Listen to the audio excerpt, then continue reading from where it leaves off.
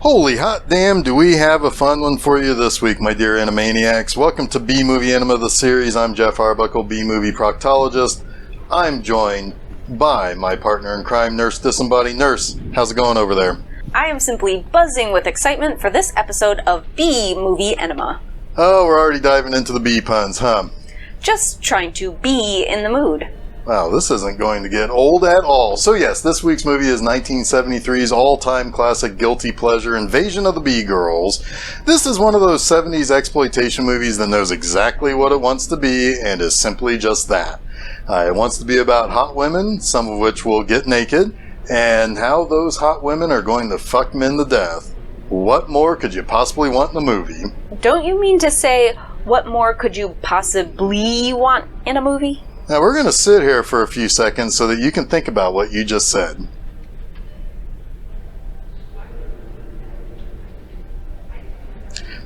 Honestly, Nurse, I'm just glad that you're just trying to get into the spirit. I do what I can to be of assistance.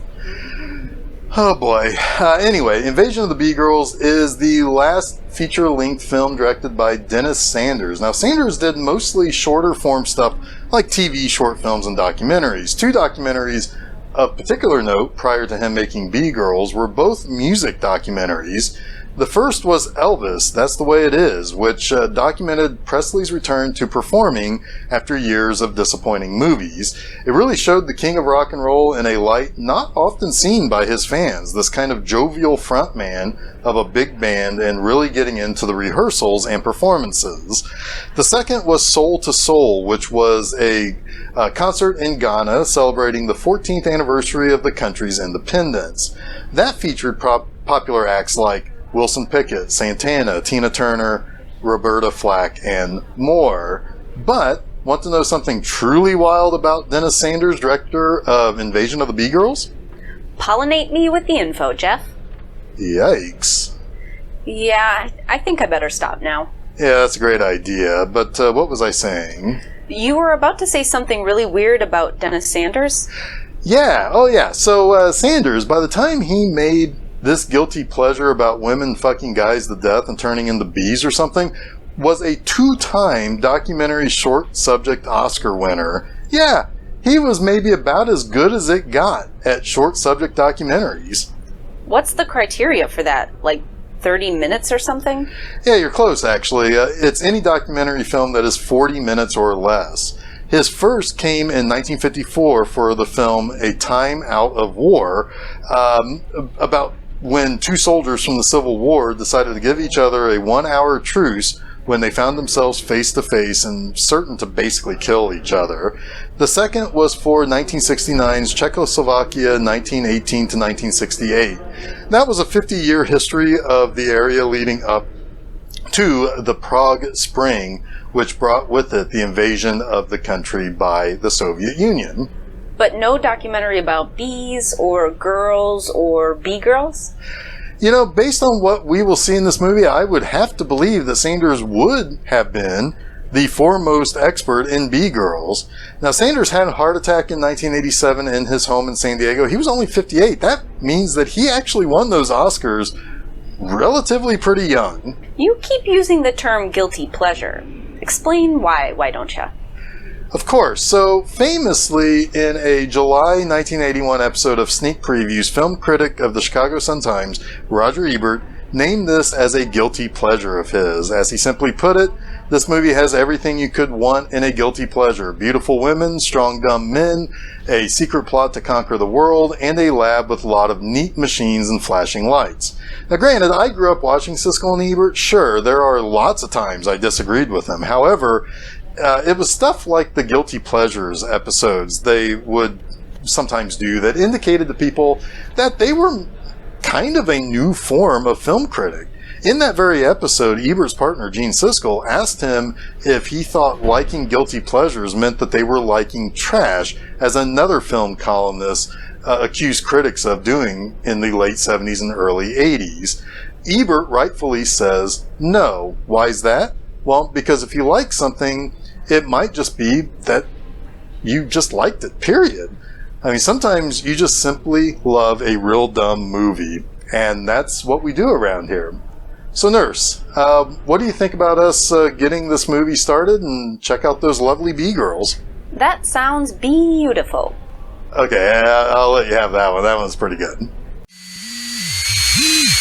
You know what makes this an insanely fun movie to watch, Nurse? Ugh, I don't know. I mean, this movie is pretty much tits in your face and sex all over the place. Actually, that's kind of it. This segment is about to get real gross, isn't it?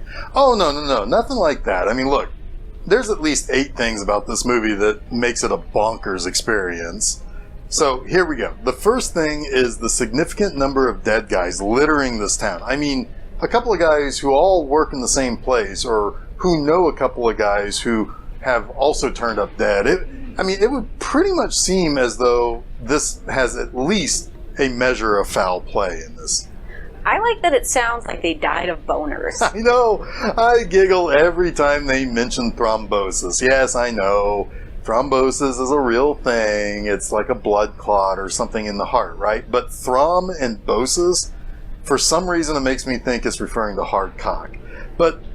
And let's talk about all the hard cock running around this small town, shall we?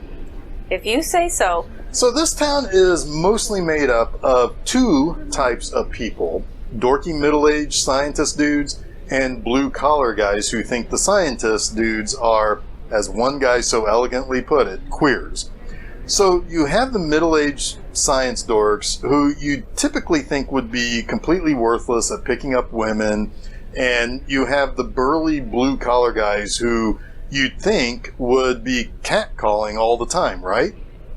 But everyone's getting laid. I mean, forget about dying of thrombosis. If a large percentage of this town's guys are dying off, you'd think it might be from VD. And when I say that everyone is getting laid, I don't just mean every now and then. No, the number one thought on everyone's mind is how to get their dicks wet. I mean it. I don't think any other work is getting done in this town. People are too busy fucking. Yikes. Oh, for sure. I mean, okay. So you have mostly science dorks that we talk to during this movie. There's a scene in which our main hero, Neil Agar, yes, I assume Agar, is in reference to classic horror and monster movie leading man John Agar. Anyway, Agar asks about a guy who's shown up dead, right? Well, he doesn't get nearly as much info about the dead scientist as you do this trio of scientists talking about Dr. Susan Harris and how smoking hot she is and how much of a cold ice queen she's been since they've been trying to hit on her and stuff. But dudes, you are middle-aged dorko scientists. She is Anitra Ford. You have zero hope in this. But as the dead people pile up, we get to a town hall meeting where a guy is basically trying to sort out why people are dying.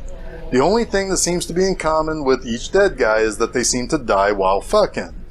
Now, the horny science guys seem to work with radiation or some such shit, right? So, trying to somehow connect the dots, this guy at the meeting has to tell the town that they have to practice complete and total abstinence. And that doesn't go over well at all. Oh God, no. One guy at this assembly you do not want to think about getting laid gets super pissed about this idea. He basically says that he works all day and the only pleasure he gets out of life is screwing his old lady. Really? That's the only pleasure in life he gets? Maybe the dude should get a change of careers or something. Yeah, that definitely sounds like a capitalism problem. It sure does. Anyway, that's when the fat, gross, blue-collar guy calls all the scientists queers. But all the science guys' wives are pretty good-looking. Well, at least once they become widows. Fair enough. Let's talk about the ladies in this town.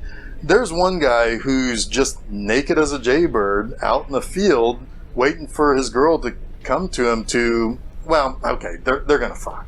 That's what everything, that's everything these people do anyway. But anyway, she arrives on a dirt bike, right? But she's ready for action right away. Why? Because all she's wearing are her knee-high boots. I mean, she's completely butt-ass naked except for her go-go boots. Nurse, I guess that guy had a thing for those boots, if you know what I mean. What do you mean? You know, like the guy probably told his lady to leave the boots on. For what? You know. No idea what you're talking about. You know. Anyway, there's one couple who seem to be pretty frustrated in their marital bed. One guy gets in bed and he's all like, well, abstinence isn't going to be anything new around here. And his wife's all like, well, if I knew sex would kill you, I'd be all over that dick. Well, she didn't say it like that, but yeah. I mean, he's going to eventually die and she's going to be a B-girl if I had to guess. Now, there is my favorite line in the entire movie, though. Agar has come to figure out what's going on with all these dead guys, and he meets Julie Zorn and starts asking about the dead guy in the motel that we saw at the start of the movie, and he presses her about how she knew him.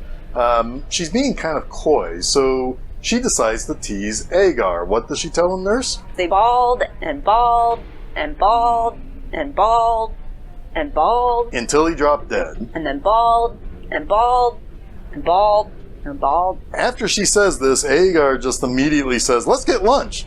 Methinks Agar wants to ball with Julie. And bald and bald and bald and bald. Alright, I think we should maybe get back to the movie, but before we do, I think it should be noted that we last left the movie with the guy who suggested the town stop with all the fucking for a little bit, until they figure out what's up with all these dead guys. He got run over, and I have to wonder one thing. It's only like an hour after that town hall. I mean, suggesting people not fuck leads to murder in less time it takes to get a Chicago-style pizza delivered to your table on a Saturday night. Is this a town of complete and total sex maniacs? But wait, shortly after we get back to the movie, it's not just going to be murder, it's going to be rape, too. This town is completely out of control, so let's roll picture and watch the second act of the greatest guilty pleasure movie of all time, Invasion of the B-Girls. And bald and bald and bald and bald and bald. Alright, so another thing to discuss here. Early in the movie, while Agar and Julie have their lunch, after she made him get a thrombosis by talking about how much she might have fucked that guy to death, we see Dr. Munger. Now, there are a couple of things to know about this doc. First, Munger was the one who got murdered for suggesting that they not, fuck each other to death. But it's important to note that when we first meet him, we learn that he's a sex scientist. However, no one has ever seen him with a woman. And why is that, nurse? And bald and bald and oh, that's because Dr. Munger is gay. That is correct. Munger has a sex dungeon, because I think that's standard in every house in this really horny town. But hiding in there is Munger's lover, Joe, a truck driver, who tells Agar something very important. He saw Munger get in a car with an unknown woman, and there's no way he could have, or would have, had sex with her. Tell the people at home about the 2 stars. Yes. So, Neil Agar is played by popular character actor William Smith. Now, Smith actually got his start as a child actor way back in 1942's The Ghost of Frankenstein, playing a little boy in the village where the Frankenshit was going on. However, right up until Smith died, he kind of was working like crazy. I mean, he had over a whopping 275 credits to his name. He did a lot of TV sprinkled in with mostly lower budget stuff. In the 60s and 70s, Smith had the good looks to be a leading man. However, up to the end of the 60s, he was almost exclusively on TV. In the 70s, he did get into those smaller movies. But you want to know something really interesting? He was in the 1974 exploitation movie Police Women, starring Sandra Curry, and then was on an episode of the TV show Police Woman, starring Angie Dickinson in 1976. How's about that? But his 80s movies and roles are probably best recognizable. He was Conan's father in Conan the Barbarian. He was Strelnikov in Red Dawn, but then he would appear in cult classics like Hell Comes to Frogtown, Action USA, and the all-time bonkers bad movie Champagne and Bullets, also known as Get Even, also known as Road to Revenge. In the later part of his career, Smith would be most recognized by his incredibly gravelly voice. I don't know if it was due to smoking or what, but man, it's one of those voices that make you want to try to clear your own throat whenever he spoke. But after retiring from regular acting, He still picked up roles here and there, but he published a book of his poems. Smith died in 2021 at the Motion Picture and Television Country House and Hospital. That is a place that is run as a non-profit to care for people in the entertainment industry who are without sufficient funds or means to care for themselves in their later lives. But nurse, are you ready for a wild story about our leading lady, Victoria Vetri? Did she try to kill a guy by fucking him to death? Well, more on that here in just a moment. So, Vetri was born in 1944 to Italian immigrants. By her teens, she was a model and soon to be an actress. Her earlier roles were credited under her stage name Angela Dorian. It's said that she was very, very nearly cast as Maria in 1961's West Side Story, but director Robert Wise was overridden by the studio who wanted Natalie Wood. I suspect Vetri's life would have gone in a very different direction if she got that role. Now, you know what the best thing about having a stage name that you can use, nurse? Let me think. Well, if I had a stage name I could use whenever I wanted, I'd probably pose in Playboy under that name. That's right. Using her Angela Dorian name, Vetri appeared in Playboy in 1967 and became the 1968 Playmate of the Year. Vetri would pose again for Playboy in a pictorial that brought back some of their past Playmates for a 1984 issue. Vetri only did one other thing after Invasion of the B-Girls, and that was an episode of Lucas Tanner in 1975. That's a show I've never seen and never even heard of before doing the research for this episode. However, outside of B-Girls, Vetri appeared in some high-profile stuff. She was on TV shows like Mission Impossible, Batman, which was something else that William Smith did in his earlier career, The Courtship of Eddie's Father, The Man from U.N.C.L.E., Perry Mason, and Hogan's Heroes. I should also mention that both Vetri and Smith appeared in just about all the popular westerns on TV in the 60s too. But when it comes to her film roles, there were two others of note. The first to mention was 1970s when Dinosaurs Ruled the Earth. That was her first leading role after she got a contract from Warner Brothers. The role was supposed to be for a blonde. They wanted her to dye her hair, but she told them to fuck off with all that, and she got a wig instead. It was expected that she would become one of the hottest sex symbols of the next few years. The other notable movie that she was in that was a really big deal was Rosemary's Baby in 1968. She had a fairly small role as Teresa or Terry. Terry befriends Rosemary as she adjusts to her new home in the Bramford. However, Terry would end up getting killed by falling out a window. Anyway, as a funny little offhanded line, Rosemary, played by Mia Farrow, tells Terry, played by Vetri under her Angela Dorian stage name, that she looks an awful lot like Victoria Vetri. Clever. Get to the tabloid stuff. Okay. Vetri actually spent several years in prison. No shit, she had been married 4 times, and in 2010, her and her 4th husband got into an argument, and she apparently shot him at close range. She was arrested and bail was set at something like $1.5 million.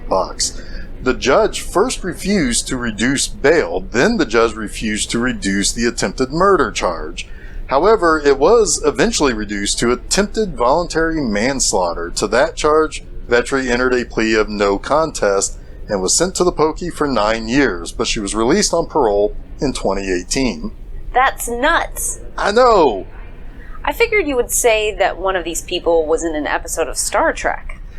Well, funny you should mention that. Oh my god. Vetri is often misidentified as being in the episode Assignment Earth. Basically, that was a backdoor pilot for a show about extraterrestrial beings that look after important people and events in history. The character of Gary Seven, played by Robert Lansing, had a black cat that would shapeshift into a woman. For years, people claimed that it was most definitely Victoria Vetri, but even she said that it is not the case. That's actually April Tatro. Now, Vetri even points out that Tatro has blue eyes and that she has brown. And that's not all that is Star Trek related. Seriously?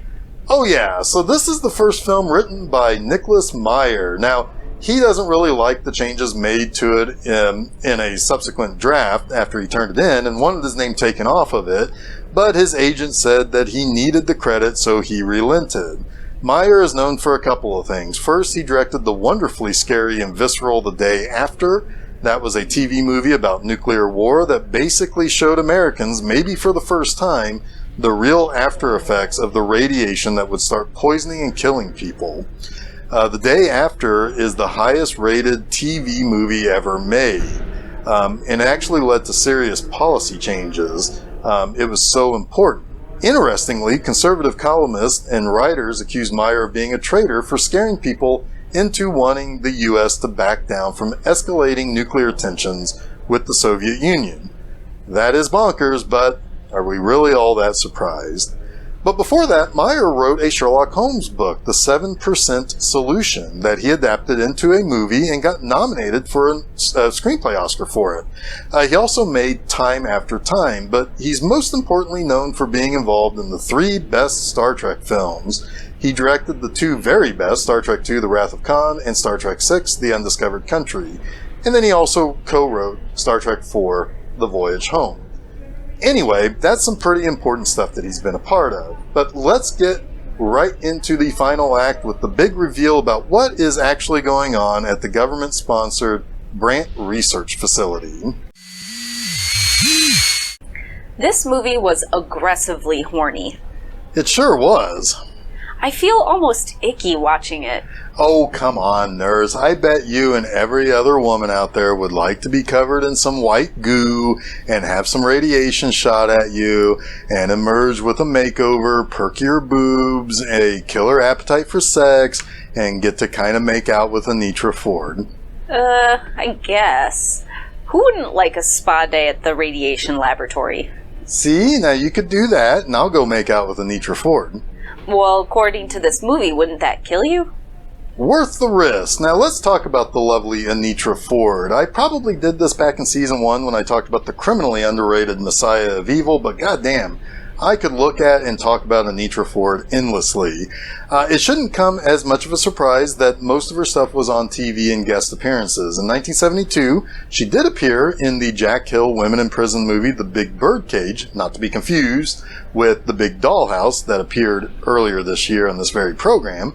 And then came Messiah of Evil as the poor girl who first has to watch a guy eat a living mouse and then get eaten by crazed people in the supermarket.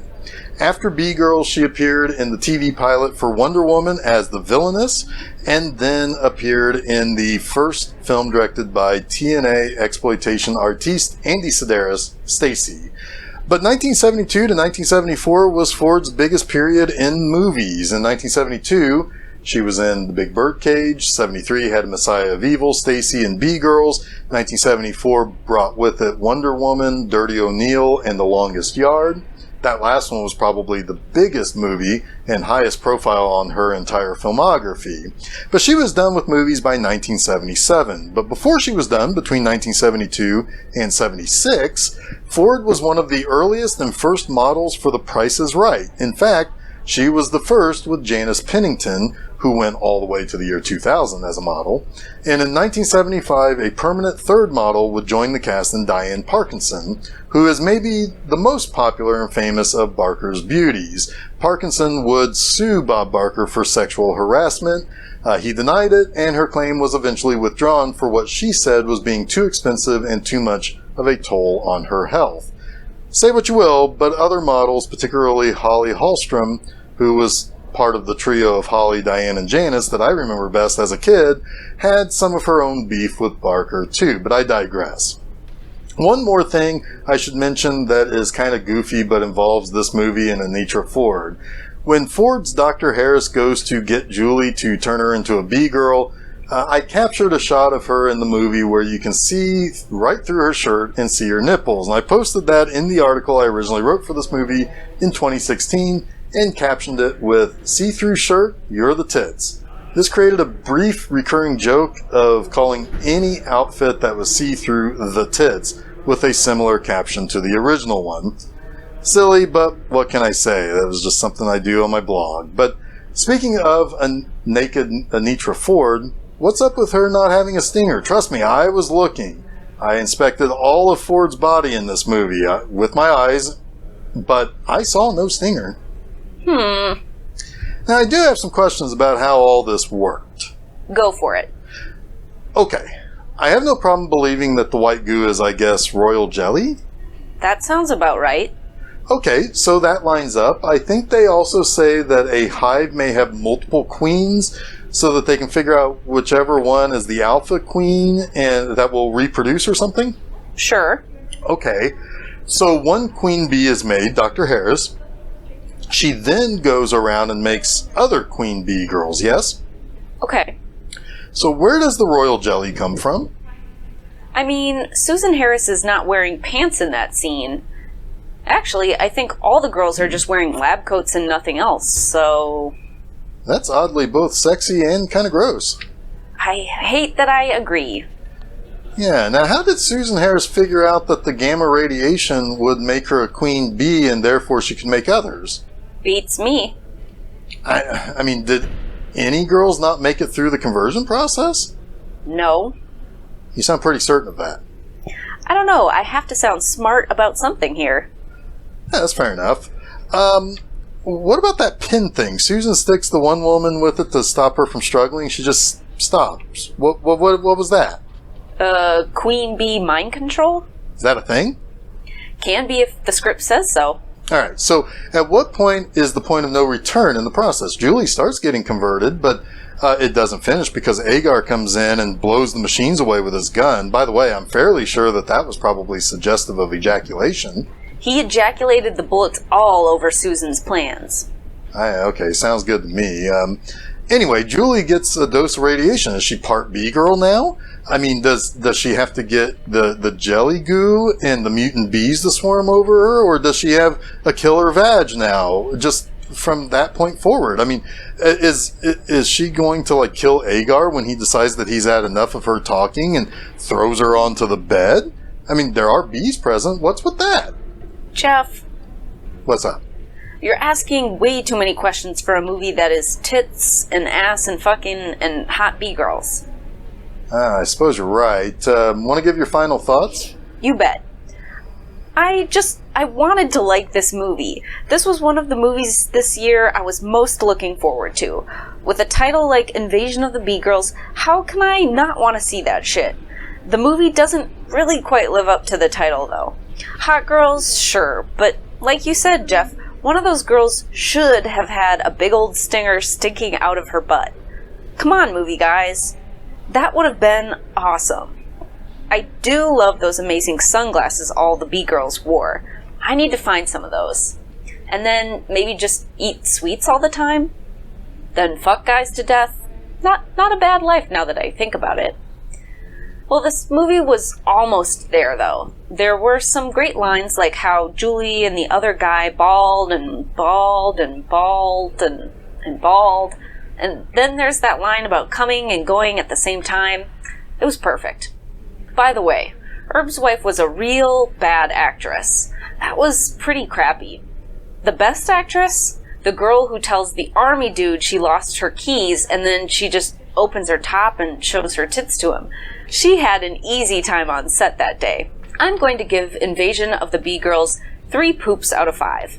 If they ever remake this movie, they should throw in some Beethoven, or Beyonce, or the Beatles, or maybe Justin Bieber, or Sting to pep up the soundtrack. I figured there was one more run of puns from you before we close things up. Oh, also the Beastie Boys. One more left in you, huh? Deal with it. So there was a sort of a sequel to this in the form of a stage play called Beyond the Invasion of the Bee-Girls that was put on by House of Dames in Seattle in the late 90s, 25 years after the movie was released.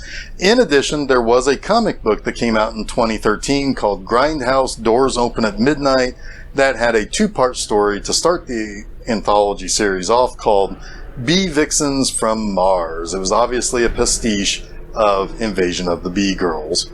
Alright, Nurse, I think it's time to wrap up. I think so too.